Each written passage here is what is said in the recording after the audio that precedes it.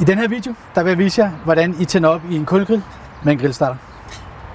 Som det første skal du kigge efter et sted at placere grillen. Den skal stå på et stabilt underlag, der ikke kan brænde, og så skal den stå med god afstand til bygninger, hække og andet, som der kan gå ild i. Der er mange måder at tænde op i kul til sin kulgrill, men en af de nemmere, det er med sådan en grillstarter her. Så hvis du ikke allerede har en, så er det en rigtig god investering. Den kan fås i diverse byggemarkeder og supermarkeder. Grillstarter fungerer ved, at du hælder kul op i den og tænder op under den med avispapir eller optændingsblokke. Derfor skal du finde et ikke brændbart underlag, hvor den kan stå.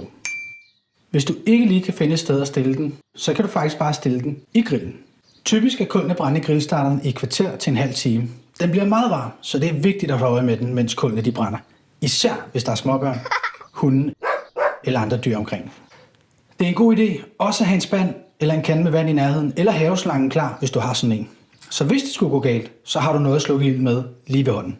Når kullene begynder at blive grå i overfladen, så er de klar til at blive hældt over i grillen. Sørg for at bruge handsker, når du hælder kullene fra grillstarteren over i grillen. Den bliver meget varm.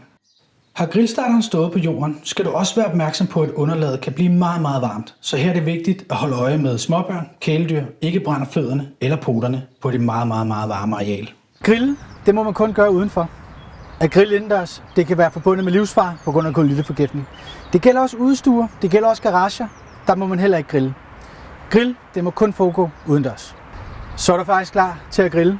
Hvis du har lært noget nyt, så giv os et like. Du kan også gå ind på vores hjemmeside danskeberedskaber.dk for endnu flere brandtips.